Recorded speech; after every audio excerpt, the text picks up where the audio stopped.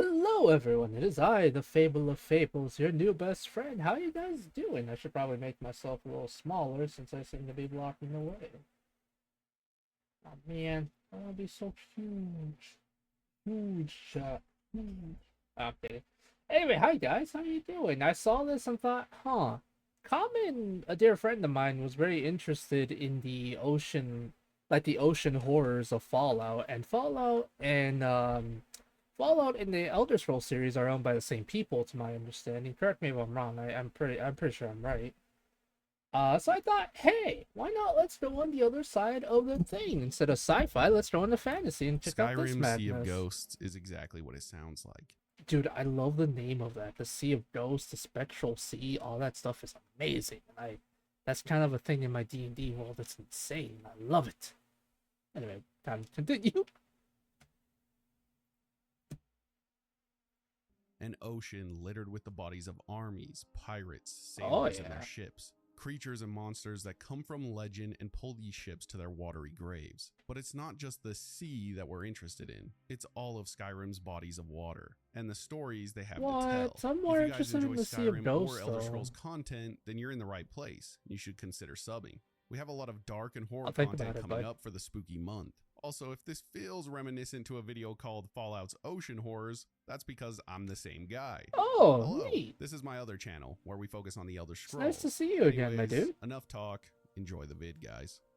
I think Common will actually like that Pilgrim's fact. Trench sits in the freezing waters northwest of Winterhold, where the Sea of Ghosts swallows up 4 shipwrecks resting on the seabed. Close by is a small island with a camp known as Trias's Camp. In the game, Trias I think, like I was trying to say, I think Common would like that because he's the one who sent me the horrors of the Fallout oceans, and I thought, hey, this seems kind of cool, and I'm glad it's by the same dude. You guys should check him out.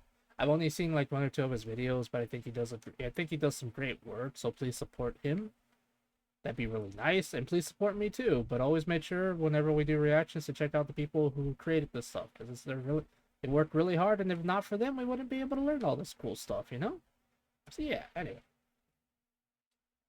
doesn't actually appear, but he was supposed to. There's actually an Oh. unfinished quest tied to him called Trias's Trinket, which would have sent us diving into the trench to retrieve a jewelry box from the wreckage. When we got back, Trias would have rewarded us with a spell, but all of that was left behind in the game files. What we have now is just the trench, and all of those eerily quiet ships wrecked below. Exploring the trench can feel intense, I guess you could say. It reminds me of something like walking through Silent Hill, that same dread feeling that you get, since the depth and dark water make it hard to see the wrecks until you're right on top of them. A capsized rowboat floats directly above on the water, giving us a hint about the tragedy underneath. Even with the option of water breathing, diving down that far feels unnatural, as if something might lunge out of the shadows. Plus, Yeah, can you no imagine kidding. how cold it must be in the waters here? The ships look like they're frozen in time, interrupted mid-voyage, and then dragged to the bottom without any chance of escape. What makes the trench feel so unnerving is all of the unanswered questions hanging over it. 4 ships all ended up in the same patch of sea, and that isn't an accident. The waters of the Sea of Ghosts are infamous for their violent storms and shifting ice, and it doesn't take much to imagine these ships getting caught in sudden squalls or dragged under by the waves crashing against their hulls. At the same time, the fact that so many wrecks are here together might mean something more. Maybe a hidden reef, or worse, something pulling ships down on purpose. Skyrim's coastline has always had its I do like the thought of maybe there being a hidden reef that sadly does a number on the ships themselves. However, the thought of a sea creature, a Leviathan class sea creature, also is beyond interesting for me. So both options are incredibly scary, but I like both of them at the fair same share of time. ghost stories, and the thought that sailors might have vanished here without a trace gives us another one. At least we have no evidence of survivors. The fear comes from putting yourself in their shoes. Imagine cresting a wave in the middle of a snowstorm only to see another ship vanishing beneath the water ahead of you. No one knows how many people died here, or if any survivors made it to the shore. All that's left are the wrecks on the seabed, slowly being eaten away by the cold. When you dive down and see them lined up in the dark, it feels like a graveyard. This, paired with the icy waters and the silence of the deep, makes the trench feel like Skyrim's version of the Bermuda Triangle or something. I think it's a perfect Oh location yeah. to set the tone for this video. I'm excited to get into it. Are you? Oh yeah, I'm very excited, my dude. This one really freaks me out. Once you hear Ooh. about this story, you'll literally never forget it. The abandoned prison is hidden behind a waterfall along the White River. It looks like another ruined tower, but the collapse came from flooding that drowned its lower levels and forced everyone out. Inside, you find the cells still intact, with furniture and chains left behind like the guards and inmates had to leave in a hurry. Ghosts drift through the halls now, restless figures that make it clear not everyone made it out alive. The guards' orders explain why the Don't you guys just hate it when you're exploring like an abandoned prison and all of a sudden there's just a bunch of ghosts? God, I hate that too, actually. place was left to rot. A storm had caused the waters to rise, and the guards were told to evacuate before it took the tower. That explains why the place feels frozen mid-operation. Cells are still locked, keys left on the table, and food supplies abandoned. It's like the guards simply walked away, and that's exactly what happened. They left behind the men and women they were supposed to be watching. Whether it was intentional or just chaos in the moment, the prisoners didn't escape the rising water. Evidence of what they The sad part, though, is in situations like this, it's kind of a mixture of both. Where there are some that abandon them because of the chaos, but then others do it on purpose because, well, prisoners, you know? It's fucked. tried to do is written into the walls. A note called The Prisoner's Plan describes how some of the inmates hoped to overpower their keepers and break out, but the storm made that impossible. One cell has a hole in the wall leading into another block, showing that they tried to dig through and find a way out. At the far end, a trapdoor does lead outside. Finally, a way for these prisoners before they either drowned or starved to death. But the skeletons near it tell the ending of their story. They reach the exit, only to die before freedom was ever in reach. It's really easy to picture the flooding rushing in, guards running, and prisoners clawing for a way out while the river swallowed the halls. Now their ghosts linger, locked into the place where they lost their lives. It appears that these guys are still trapped in this underwater prison. Not even death will set them free of this place. I cannot think of anything worse than being trapped in a dark, cold, underground cell while water is rushing in. All the guards had to do was unlock the cells, but they decided to just leave. I'm sure we can all rest assured that underwater creatures in the Elder Scrolls are going to be terrifying. Unfortunately for us, there's not really any in the game besides slaughterfish. We do have lore on stuff like were sharks or potential kraken-like creatures, but like I said, we can't find any of those in the game. So instead, I focused on what we Maybe do someday have. we'll On get that. Solstheim, two creatures stand out for more than just their size or strength. They have reputations that have turned them into legends. The first is Lord Tusk, a monstrous horker that makes its home on the island east of Skull Village. I forgot that's what the freaking walruses are called, horkers. I know, a horker, woo, scary. But really, if you put yourself in the situation faced with this thing, you wouldn't be laughing. Also, if you've watched Tusk, then you're probably traumatized by these things anyways. Lord Tusk is twice the size of an ordinary horker, and it isn't just its size that makes it feared. The ground around it is littered with skulls, blood-stained and broken, telling us that this horker probably developed a taste for more than just fish. Sailors and hunters tell stories of companions never returning from the ice, and when their bones wash up, it's not hard to connect them to the predator that holds the crown on that lonely island. What makes Lord Tusk a freak is that horkers aren't normally predators of people. They're sluggish creatures, dangerous in groups, but not considered man-eaters. Yet here is one that not only kills, but leaves the evidence piled up in plain view, like he's taunting us. Some think the skulls are trophies. Others say it feeds on whatever wanders too close. Instead of horkers being harmless obstacles on the shore,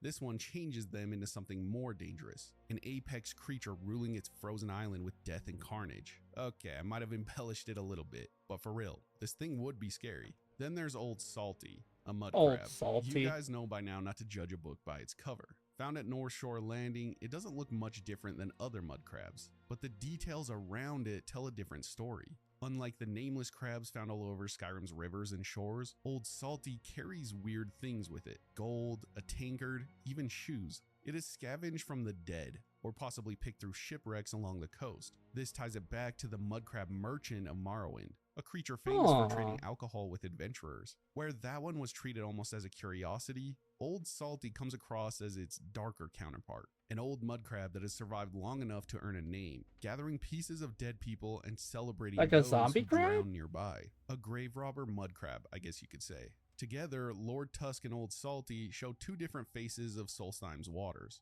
One is a predator that leaves bones on the ice, and the other is a scavenger carrying pieces of the lives that were lost at sea. They aren't great monsters in the sense of dragons or krakens, but they are both pretty memorable and creepy in their own right. When you hear the stories of travelers who vanish in the north, it isn't always a storm or a bandit that's to blame. Sometimes it's a giant horker with a taste for flesh, or there's a crab that's been picking at the drowned for years.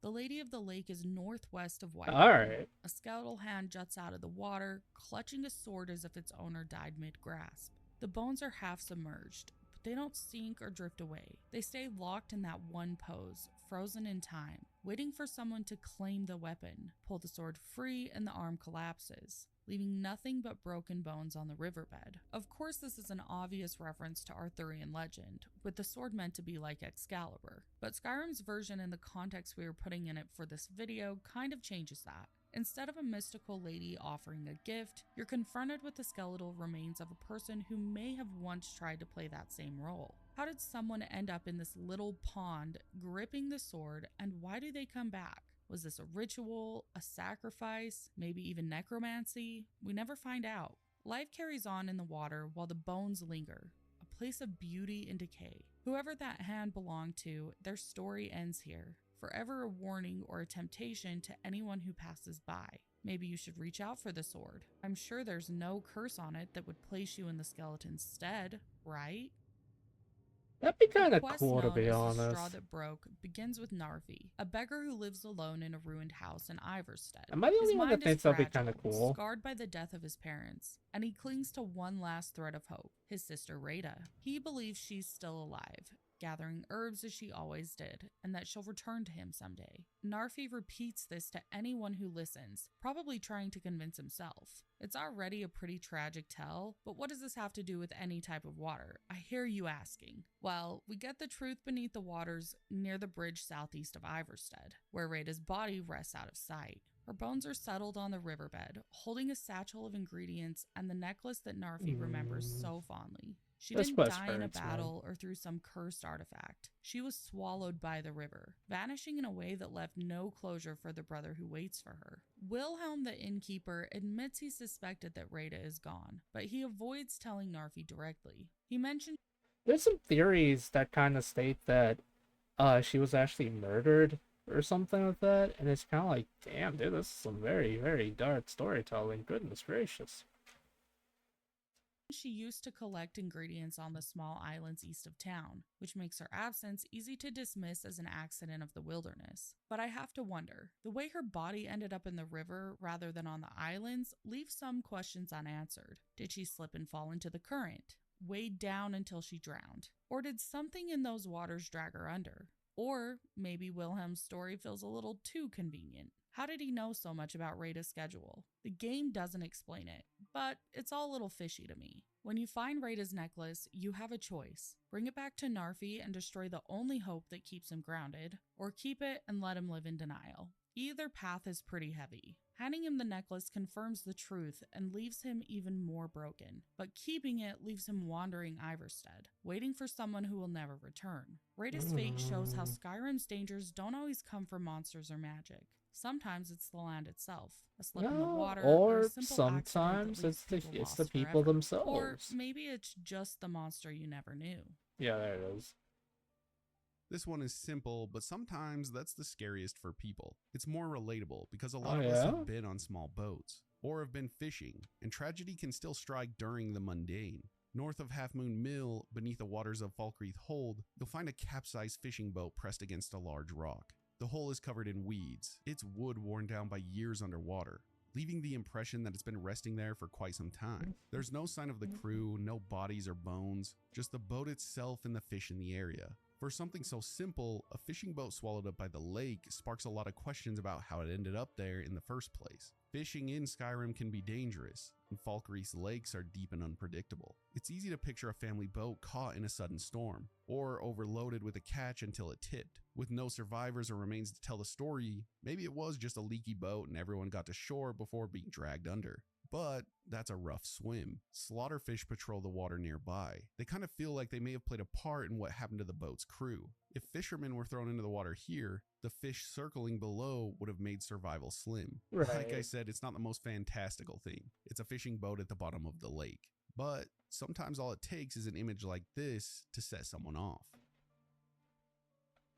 Ilanalta's Deep looks like a ruin that the lake itself tried to bring down. From the shore, only a single tower and broken walls push up through the water, telling us that an entire fort once stood here before collapsing into the lake. The truth is even worse. The fort didn't just sink on its own. Over time, necromancers moved in and made the flooded halls into their lair, using the water-choked corridors for their rituals and sacrifices. What should have been an old military stronghold became something else entirely, a place where both drowning and dark magic hang over every room. Once you get in, the first thing you come across is a shackled skeleton with a journal at its feet. The fisherman's journal tells you that the ruins are cursed. Whoever that poor soul was, he was dragged inside, chained up, and left to die. Rooms that once had libraries and kitchens are now filled with human hearts, soul gem fragments, and bodies pressed into service by necromancers. Flooded bedrooms and collapsed stairways remind you that this once was a real fort, lived in by soldiers until something catastrophic pulled it into the depths. The deeper you go, the more you see how the necromancers thrive in the half-drowned ruin. Tables are set up with salt piles, fire salts, and troll fat for their experiments, while prisons and sacrifice chambers are filled with bones. Water floods across rooms, with corpses drifting under the surface. Some areas are so drowned that books and furniture float up near the ceiling. For the necromancers, the flooding probably isn't a hindrance. It might help that there's waterlogged halls, chained skeletons, and dead that can all feed into their rituals, turning the old fort into a sanctum for the dark magic. At the heart of Ilanalta's Deep is Malin Varen, the fallen mage tied to the quest for Azura's star. His skeleton sits in the flooded chamber where he carried out his last experiments, surrounded by broken bones and evidence of these sacrifices. Varen was twisting a holy artifact into something he could use for his own purposes, and Ilanalta's Deep became his tomb. Even after his death, the ruin still breathes with his influence. When you finally climb the ladder back outside, you know that everything below you is a grave. The soldiers who once lived there, the victims of the necromancers, and the mage who thought he could outsmart a Daedric prince. You can't see it, but I was shaking my head. About them. We'll make sure they wash up safe. Maybe they'll even pay us for their heroic rescue from their sad crash. The Ice Runner wasn't just any ship. It was an imperial Wait, why was it vessel called an tasked with Ice carrying Runner? passengers and cargo between Skyrim and Cyrodiil. Oh, People okay. trusted it to cross the northern waters, and there were even more famous travelers like Danis Valen, who was the scholar who chased the legend of Galder. But whatever dreams or business the passengers had never really mattered in the end, because the Ice Runner's fate was sealed by treachery. Jarira, his sister Dija, and their Black Blood marauders lured the ship to its death by extinguishing the Solitude Lighthouse fire, ensuring the vessel would run aground east of the city. Once the ship was broken on the rocks, the marauders boarded, murdered the crew, and looted everything of value, all because of you.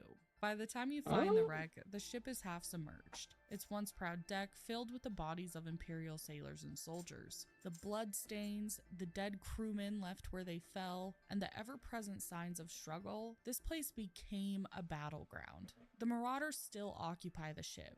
What should have been a symbol of imperial reach across the seas was reduced to a tomb and a den for outlaws. The deeper you go into the ship, the clearer the scale of what happened becomes. Sailors are found in their bunks, struck down where they were staying. Dining tables still have food and bottles as if the crew had been caught mid-meal when the attackers came. The books left behind on shelves and scattered belongings tell you these people were living and working aboard the Ice Runner before its final night. In the hold, Dija herself waits, the Argonian assassin who partnered with her brother in Solitude to carry out A lot of the fandom She loves her. orchestrated a I don't know calculated why, scheme with but the they love her. Dragonborn's help that took advantage of the If you know what I Imperial mean. reliance on their lighthouse. The fact that the plan worked so easily tells us just how dangerous Skyrim's oceans and coastlines are, where one extinguished flame could doom an entire vessel and probably more. Dija is surrounded by the spoils of the attack, and you can either take your cut and run, or you can take care of these pirates. What makes the wreck of the Ice Runner an interesting part of this list is that it's a recent crime carried out in current day. People in Solitude have seen the ship sail, knowing family or friends were on board, only to hear it never arrived. Even if you clear out the marauders, the ice runner will always be frozen at the moment of disaster. It'll become another ancient wreck left for the next explorers in Skyrim. They'll wonder what happened to the people on this ship, just like we have wondered for all of the other wrecks in this video. Broken Ore Grotto is less of a cave and more of a flooded fortress carved out by raiders. The Blackblood marauders turned it into their base after the entrance collapsed, sealing off their ability to launch larger vessels. What's left inside is a vast cavern filled with dark water, half-sunken ships, and wooden scaffolding lashed together over the pool. It looks like a ship graveyard that's been converted into a hideout, with boats crushed under rock falls and rowboats tied to makeshift docks. Every platform, bridge, and ladder connects back to the black pool at the cavern center, and it swallows anything that falls into it. You'll even find 4 chests beneath its surface, along with skeletons of those who never made it out. The largest sunken ship sits at the base of their scaffolding, its prow and deck sticking up just enough to remind us that it was once seaworthy before the cave claimed it. The marauders built their stronghold directly over this wreck, scavenging its wood and cabins to create platforms and rooms. The structure rises out of the water like a warped tower, with planks and stairways stitched together from the ship's remains. Captain Harger controls the gang from here, storing his treasure in a chest hidden aboard the half-submerged vessel at the bottom. To reach it, you have to climb through scaffolding and then dive beneath the pilings, making the treasure as tied to the water as the cave itself. Why I bring this location up specifically is because a lot of people don't know that Harger and his crew are connected to the Ice Runner.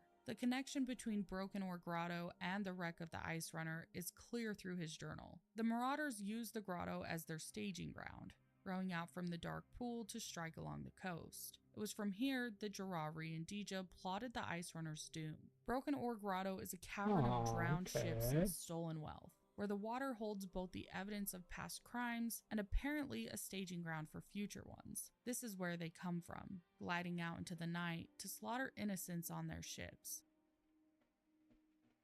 Not all bodies of water in Skyrim are cold and icy. In fact, you'll find the exact opposite northeast of Mistwatch, in the volcanic tundra of Eastmarch. Here, there's a pool that tells a story without a single word. A mammoth lies dead in the steaming water of a hot spring. Oh Its dear, massive body volcanic, slumped and lifeless. volcanic Standing water. beside it is a giant, not wandering or guarding, but mourning. He doesn't roar or even attack. He's just standing there, staring at the mammoth that was once his companion. Giants and mammoths are tied together across Skyrim, almost like family, so finding one grieving in this way feels wrong, like we stumbled onto something we shouldn't have. The mammoth is submerged in a pool that might look calm, but it's extremely dangerous. Sulfuric Hot springs acid? are found all over Sulfuric, Eastmarch, and even though some can be bathed in sulfur? and are mostly What you harmless, some can be lethal if a creature stumbles or collapses in them. For the mammoth, the pool became its grave. Maybe it wandered too close to the boiling water and collapsed, or maybe Probably. hunters wounded it and it fell here trying to escape. Whatever happened, its body sank into the pool.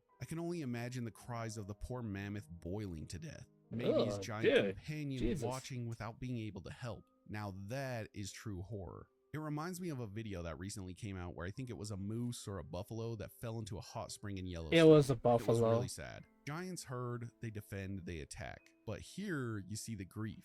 He doesn't lash out and he doesn't leave, he just is mourning. It shows that the bond between giants and mammoths is more than survival or protection.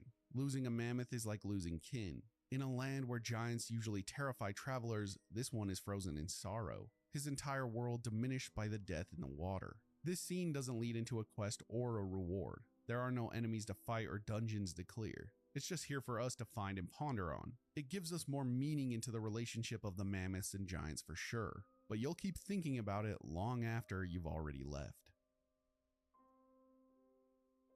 East of Winterhold, the Pride of Tel Voss lies broken against a small frozen island, its hull split and sinking into the Sea of Ghosts. It was once a ship bearing the name of a proud Telvanni settlement in Morrowind, and it's now nothing more than driftwood turned into shelter for bandits. The sea here is rough and cold, and it doesn't forgive mistakes. The wreck looks like it was torn apart by the waves and rocks, leaving its mid-deck partially flooded and its lowest levels only reachable from the outside, where the water has already consumed half of it. The barnacle clusters growing inside shows us how long it's been under the sea's grip. Wreck's decks tell us the story of a slow death. Wine bottles roll across the captain's cabin floor and crates are left abandoned, giving us an idea that the cargo obviously never reached its destination. The waterlogged chest holding Limdra and Telvanni's journal sits right at the waterline. The journal ties the ship back to Morrowind, telling us that it once sailed proudly across the waters between the provinces, before ending up as prey for Skyrim's coast. What's really eerie is how life has gone on around the wreck. Bandits camp by the fires, cooking salmon they pulled straight from the waters that swallowed up the ship. They use its split hull for shelter, turning the tragedy into their convenience, ignoring what the wreck actually means. Usually how it it's just a is, fortress, but the sadly. sea still claims its due. The lower decks are wet and sinking, and every tide pulls the wreck a little closer to being completely lost under the waves. The pride of Tel Voss doesn't carry the same mystery as Pilgrim's Trench, or the same betrayal as the Ice Runner, but its story is still significant. It was a ship tied to Morrowind, carrying people and cargo north, only to be dragged down by the Sea of Ghosts. The bandits who camp here are temporary, just like the fires they build. The ship will keep sinking piece by piece until the water has taken it entirely, leaving only its name remembered by sailors who know that Skyrim's seas always win in the end. North of the Apprentice Stone, hidden in the swamps of Hjalmarch, is a pond that looks calm from a distance, but carries a tragic story. Leanne toasts in a campfire shows that travelers once settled here, trying to rest for the night. But what's left tells the truth of what actually happened. The camp is littered with bones. Bodies half collapsed beside the smoldering fire, Jesus, as if was it a death troll came attack? without warning. The water laps right against the camp, and whatever safety the pond promised only made the slaughter worse. The swamp itself is a dangerous place, filled with wolves, trolls, and mud crabs, and it's easy to imagine the group being overrun while they slept. But the way the bodies are arranged makes it feel weirder than all of that. They weren't carried off or devoured completely. They were killed and left by the fire. There's no quest to explain what happened here, no journal left behind, just the remains of people who met their end in a place they thought was safe. That emptiness is what makes the pond terrifying. Yeah, no It could have kidding. been beasts, or it could have been bandits. But in the end, all you see is water, an abandoned camp, and the remains of those who didn't escape. Personally, I think of that witch from the movie Legend that comes out of the swamp. That thing has always freaked me out. Imagine that thing coming out of the pond here to kill all of these people. Whatever it was, you can never trust the swamps. Yeah, no kidding. Jesus. I think lastly, I wanted to talk about the Sea of Ghosts, the whole reason this video exists. It's got a lot of history behind it, and it's the only ocean that connects to Skyrim specifically. The Sea of Ghosts stretches across the northern edge of Tamriel, a frozen expanse of mist, ice, and storms that has claimed ships and entire fleets for as long as history remembers. Skyrim's coast sits at its heart, where glaciers drift like blades waiting to cut into holes, and fog hides the rocks that tear vessels apart. Even the name carries a warning. It The comes Sea from of the tale of Ghosts. Ingol, the son of Ysgramor, who was lost at sea during the storm of separation. Legends say the sea ghosts themselves took him, spirits bound to waters who dragged the living into the depths. That story is old, but the wrecks lying in the shallows of Winterhold and Solitude show us that the sea hasn't changed. Sailors call it cursed because bodies never return from it. Drownings leave no sign, ships vanish without splinters washing up, and even when you find a wreck, the crew is long gone. The Sea of Ghosts doesn't just destroy, it erases entirely. Winterhold's Pilgrim's Trench is filled with the wrecked ships lying side by side, but as we know, there are no skeletons left behind, only empty holes taken as reefs by fish. The water seems to swallow everything. For the Nords, they dive into it as part of tradition. It's less like a celebration and more like an act of defiance against something that has consumed their people for centuries. And it's not just the sea itself that terrifies. The things that live in it are just as dangerous. Right. Slaughterfish tear apart anyone thrown into the freezing water, while horkers crowd the icy coastlines. Out past the reach of the holds, there are stories of drow hunting in the deep, drawn to the blood in the water. Then you have Drow? entire schools of Maringar fish boiling the surface as they feed. Sailors whisper about leviathans that stalk Rivenspire's coast, and about sea giants whose longships rise from the fog during the coldest winters. The sea has always been a stage for invasion and blood. It carried Ysgramor and his 500 companions from Otmora. It brought the Akaviri across the ice, who sacked Windhelm and left the White River running red. It ferried armies of vampires and lycanthropes who tried to carve their castles into its frozen islands. Every invasion began with sails rising out of its mist, and every one ended with cities burned, kings and queens dead, and more bodies lost to the tide. Even in the later years of the Empire, Uriel Septim V sailed across it to conquer Roscria, proving that the Sea of Ghosts has always been less of a barrier and more a graveyard that armies crossed at their peril. Just look across Skyrim's coast and see the scars left behind. Solitude's Arch watches over waters littered with wrecks. Winterhold sits on broken cliffs. Half of its city is swallowed in the Great Collapse when the sea pulled the land away.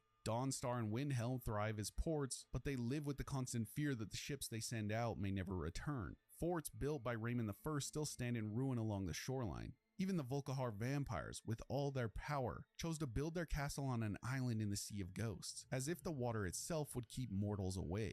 What makes the Sea of Ghosts horrific isn't one monster, or one shipwreck, or one storm. It's the fact that it has no end. It has taken sons of kings, fleets of sailors, villages of fishermen, armies of invaders, and it still waits for more. It erases names and faces and leaves nothing but legends of ghosts that drag the living into the deep. In Skyrim, every frozen pool and every wrecked ship is a reminder that the sea is always watching, and that sooner or later, it takes what it wants. There's a lot more stories to be told about the bodies of water in Skyrim. If you guys have any favorites you want us to cover, then let us know in the comments and we'll do a part 2 in the future. We have a lot more scary Elder Scrolls content coming up in the next few weeks, so make sure you stick around. Thanks for watching, and we'll see you in the next. Okay, I'm gonna be completely honest. I think it's kind of funny that if you look at the thumbnail they used for this, it had a monster I was really interested in, and yeah, I learned a lot about the thing, but I was kind of more interested in the horrors of the monsters. Anyway, guys, if you like this kind of content, do like, comment, and subscribe. Let me know. I'll probably post this for October then, because it's spooky month. It wasn't that spooky to me though, to be honest. I don't know, I'm weird. Anyway, love you guys. If you want to support me, you know what to do. Bye.